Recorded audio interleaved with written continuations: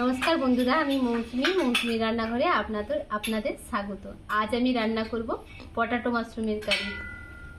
মাশরুমের কারি বানানোর জন্য এখানে আমি দুটো আলু সেদ্ধ করে নিয়েছি। তার সাথে আমি 2 চামচ মতো ময়দা দিয়ে দিব। আলুর সাথে ভালোভাবে মেখে নেব। আলু ও ময়দা ভালোভাবে একটা শক্ত ডো তৈরি করে নিয়েছি। এবার এখান থেকে লেচি কেটে নিব।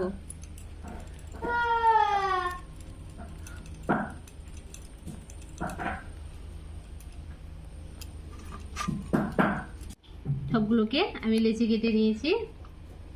এবার 2 হাতে আমি সরষের তেল মেখে নেব। এই মাঝখানটায় হাত দিয়ে এইরকম করে দিব। তেলের শিশির মাধ্যমে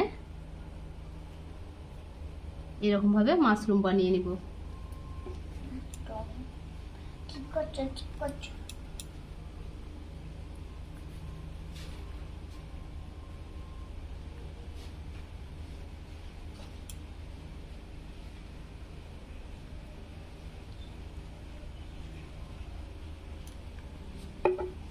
একইভাবে আমি সবগুলোকে বানিয়ে নিব। কড়াইতে আমি আগে থেকে জল ফুটতে বসিয়ে দিয়েছিলাম, তাতে আমি নুন দিয়ে দিব।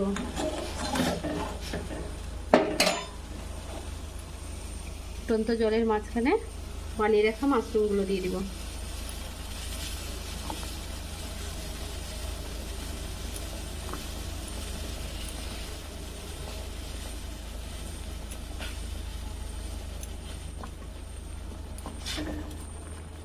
এভাবেই কিছুক্ষণ ফুটিয়ে নিব। এভাবেই আমি ভালোভাবে কিছুক্ষণ ফুটিয়ে নিয়েছি। এবার নামিয়ে নিব। কড়াই গরম হয়ে গেছে, তাতে আমি সরষের তেল দিয়ে দিব। তাতে মাশরুমগুলো ভালোভাবে ভেজে নিব।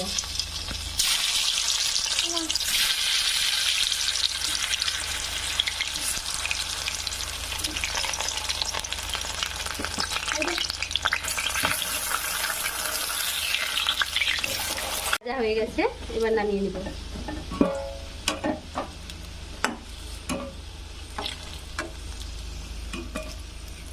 কালো জিরে দিয়ে দিব, তেজপাতা দিয়ে দিব,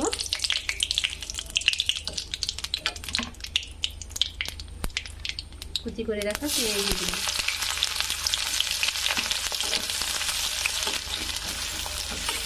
এক চামচ লঙ্কার গুঁড়ো দিয়ে দিব। হাফ চামচ হলুদ গুঁড়ো দিয়ে দিব।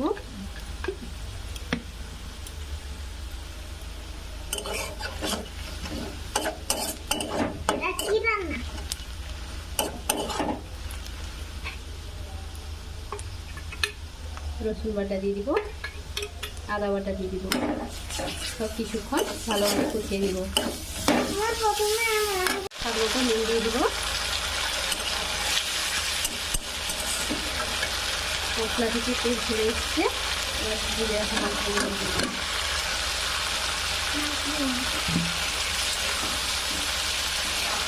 কিছুক্ষণ কষিয়ে দিব। এইভাবে কষানো হয়ে গেছে, এবার হাফ বাটি জল দিয়ে দিব। কিছুক্ষণ ভালোভাবে ফুটিয়ে নেব।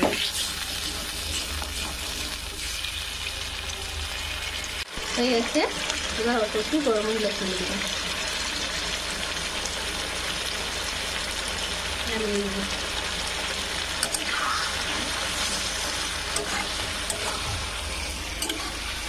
তো বন্ধুরা, কেমন লাগলো আমার এই রেসিপি?